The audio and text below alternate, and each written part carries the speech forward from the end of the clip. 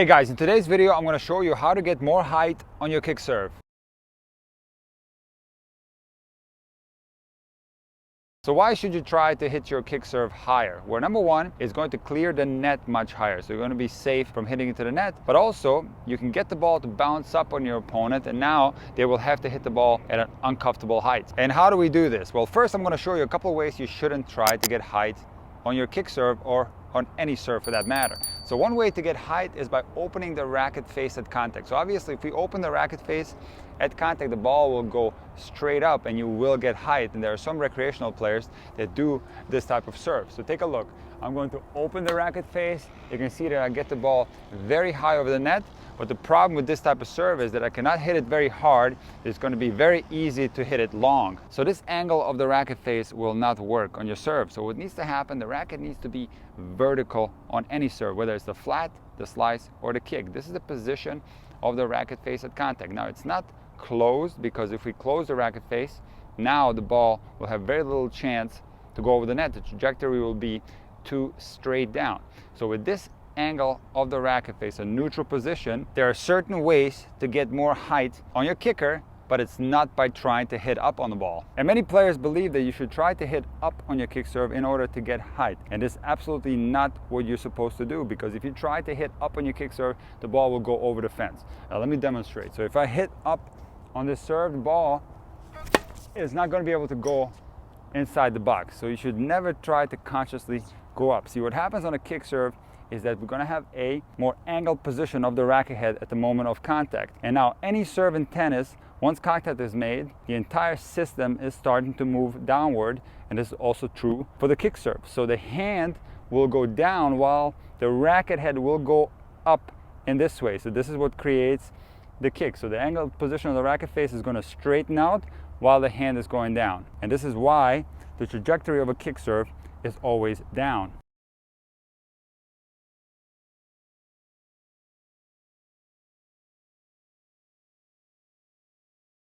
Now the position of the racket face at contact on any serve, whether it's the flat, the slice, or the kick, is going to be neutral. This is how the racket is positioned on all serves, and this is going to happen naturally if you execute the fundamentals correctly. So what happens with a lot of players, they try to get kick, they actually throw the ball behind them, and naturally when the ball is way behind the body, the racket will open up if the ball is tossed behind your body. So we need to toss the ball a little bit more in front so that we can strike the kick serve right above our head. And this is going to require that we toss the ball at least at the level of the baseline. Now the flat and the slice serve have a contact that's far more in front, so it's going to occur in front of the head, while the kick serve is struck right above the head. And this is very important when it comes to the height of the serve. So what's going to happen is that we strike the ball way in front of the body like this. This serve is going to have less height than a serve that's struck above our head right along the baseline. And take a look from this angle. So on this serve, I'm going to throw the ball way ahead of me in front of the baseline, and the contact is going to occur in front of my head, and you pay attention to the trajectory of the serve. You can see here that serve went very low over the net, and also it didn't bounce very high on the other side. So now I'm going to throw the ball along the baseline, and you pay attention to the trajectory and the height of the ball.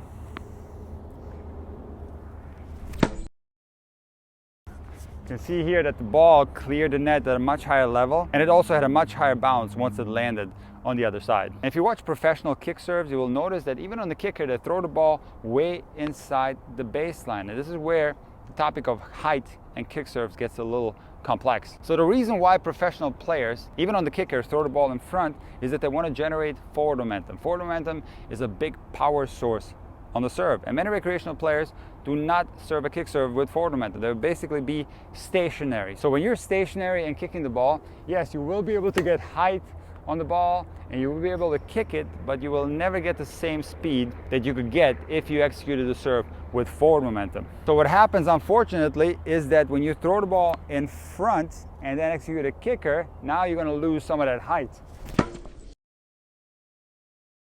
And the reason for that is quite simple. If we're in a stationary position and we extend the arm fully on the kick serve, we're going to get more height. In other words, we're going to contact the ball at a higher point than if we throw the ball in front and then lean forward. This will lower the contact point. So let me show you from this angle so you can see the trajectory of the kick serve. So on this one, I'm going to throw the ball in front and kicking. You take a look at the trajectory. See there? And now I'm not going to lean in. I'm going to be stationary and I'm going to kick it. You can see there's significantly more height on the second one. Let me try it again. This one I'm going to throw it in front and kick it. And on the second one, I'm going to be stationary and hit a kick serve. You can see that I missed that one, but you can see that the ball is clearing the net much higher on the stationary serve. So what does this mean? Well, I definitely don't want you to lose out on the forward momentum because it can come in very handy. See, a lot of players get a little bit tight on their kick serve because they use it as a second serve. So when you execute forward momentum, going forward with the body will often help the ball go over the net. In addition to that, it is a fantastic power source that I definitely don't want you to lose out on. So how do we get forward momentum and height on a kick serve? Well, there is a way, and we can learn from the great Stefan Edberg, who had one of the most amazing kick serves of all time. And what Stefan used to do was he used to throw the ball in front, but he would get his body underneath the ball. So in other words, he would not allow the contact to get ahead of him because this will lower the trajectory of the kick serve severely. So he would throw the ball slightly in front and then get his body underneath the ball. And so when you do this, this will make the contact much higher. It will almost make it like a stationary serve. So on a stationary serve, we get a much higher contact point as I previously discussed. Now, if we can get our body to be in that same position inside the court, like this, we slightly lean forward, but we stay more upright with the torso. We don't quite lean as much as we would on a flat serve, and we keep our body upright and then go forward. Now we can get the same type of height that we get on a stationary serve. So guys, let me show you. I'm going to do the Stefan Edberg kick. I'm going to get my body underneath the ball and keep it upright.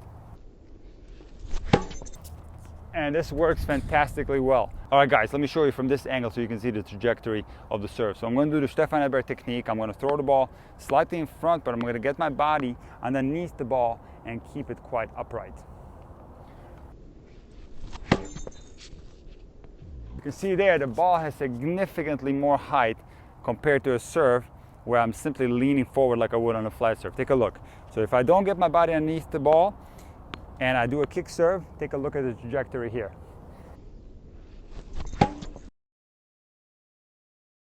Let me try another Stefan Edberg serve. I'm going to try to get my body underneath that ball and keep it quite upright.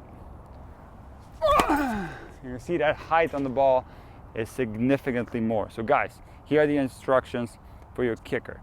Do not try to hit up on the ball. Do not try to throw the ball behind you and open the racket face. This will not work. You don't want to lose out on forward momentum because it's a real easy way to get power on your serve, and it's also going to help you when you get a little bit tight. So you do need to throw the ball a little bit in front of the baseline. You also need to throw it to at least 12 o'clock. Now when you do that, you got to try to get your body underneath the ball, but keep it quite upright so you can maintain the height that's required to get that higher net clearance and a higher bounce on the other side.